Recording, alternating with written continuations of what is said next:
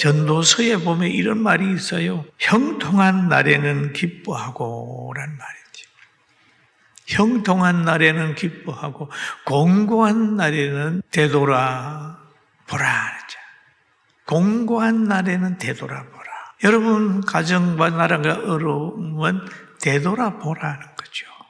공고한 날에는 되돌아보라. 두 가지를 하나님이 병행하게 하사 사람이 그의 장래 일을 능히 헤아려 알지 못하게 하셨느니라 라는 정말 솔로몬 왕이 노년에 기록한 그런 내용입니다. 그리고 또 성경에 보면은 계시록 2장에 그런 말이 있습니다.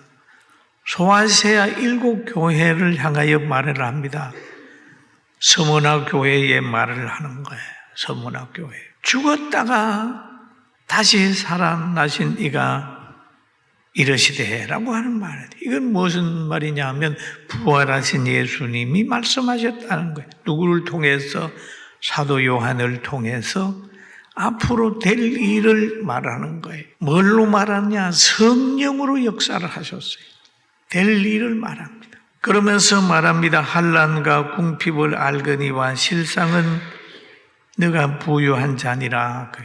서머나 교회 너희가 환난을 당하고 어려움 당하지만은 실상은 너희가 부유한 자다라고 하는 얘기를 합니다. 그런데 자칭 유대인이라고 하는 사람들이 자꾸 박해를 하지만은 그들은 너희를 비방하는 그들은 실상은 유대인이 아니요 사탄의 해라. 그 유대인들은 뭐냐 하면 자칭 혈통이 정통이다. 그리고 그 우월주의에 빠져 있어요. 그래가지고 교회를 박해를 하고 비방하는 이들이 있단 말이에요. 성도들을 비방하고 교회를 비방하고 자기들이 잘 믿는 것이 얘기하는 그런 사람들이 있다는 거죠. 그 유대인들이 그랬다는 거예요. 그런데 하나님께서는 말씀하시 사탄의 해라, 인본의 해라. 인본의 해가 아니잖아요. 사탄의 공산당들, 세속주의, 공중의 건세 잡은 악의 세력에 지배받는 이들이 늘 신자들을 박해하고 어려움을 준다는 거죠. 그러면서 거기에 말하기를 장차 받을 고난을 두려워하지 마라. 한번 따라합시다. 받을 고난을 두려워하지 마라. 소아시아 7 교회에게 하는 말이 장차 받을 고난을 두려워하지 마라. 마귀가 장차 너희 가운데 몇 사람을 옥에 던져 넣는다. 시험을 받게 하리니 너가 그렇지만 거기에서도 죽도록 충성하라. 그리하면 내가 생명의 멸류관을 내게 주리라 라고 하는 말씀을 쭉 여기에서 하고 있잖아요. 그러면서 그 말 속에 기 있는 자는 성령이 교회들에게 하는 말을 들을지어다 라고 하는 말씀도 하자. 이기는 자는 둘째 사망의 해를 받지 않는다 라고 하는 말씀도 하셨어요. 그러면 성령은 늘 교회와 성도들에게 자꾸 가르쳐 줍니다. 그런 것처럼 바울 사도가 로마 감옥에 있으면서도 빌립보 성도들에게도 성령의 감동을 받아가지고 편지를 한 내용이 오늘 본문의 내용이잖아요. 그런데 오늘 우리가 읽는 이 성경이 뭐냐? 사람이 문학적 소양을 가지고 이성적인 잣대를 가지고 기록한 책이 아니라는 얘기예요.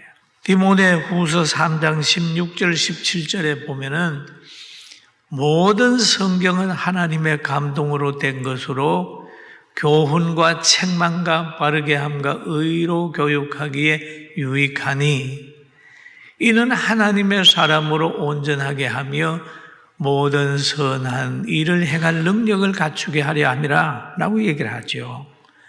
그럼 여기에 보니까 하나님의 감동으로 영적인 역사로 이루어지는 거다. 이 속에는 교훈도 들어있고 책망도 들어있고 의로 교육하기에 유익하다. 그래서 성경으로 교육받은 사람은 의로운 사람입니다.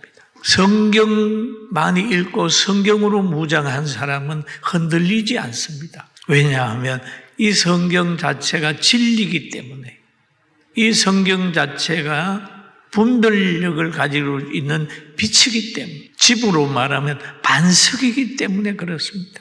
그런데 이 성경은 하나님의 사람으로, 한번 따라합시다. 하나님의 사람으로. 이 성경은 하나님의 사람으로, 하나님의 사람이 아니면 이 성경을 읽지도 않고 듣지도 않고 행하지도 않습니다. 관계가 없는 거예요. 하나님의 사람으로 온전하게 하며 라고 하는 말씀을 하고 계십니다. 그래서 바울 사도도 이런 영감을 통해서 말을 하잖아요. 그리스도를 위하여 너희에게 은혜를 주신 것은 다만 그를 믿을 뿐 아니라 또한 그를 위하여 고난도 받게 하려 하심이라 라고 합니다. 그럼 예수 믿다가 보면 그 믿는 것 때문에 따돌리고, 믿는 것 때문에 손해보고, 믿는 것 때문에 양보해야 될 때가 있잖아요.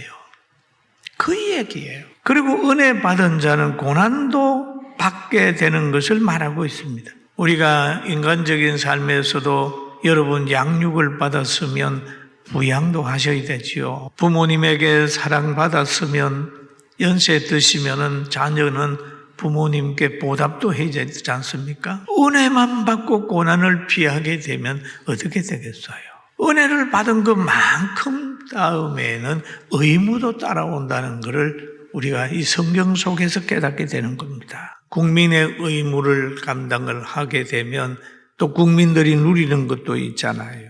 요즘에 공직자들 보면은 국민들의 의무를 다 안 하는 분들이 있는 것 같아요. 우리가 낸 세금 쓰면서도 자기 운동하는 사람 너무 많아요. 나라 돈이 자기 돈처럼 자기 운동하는 사람은 잘못된 사람.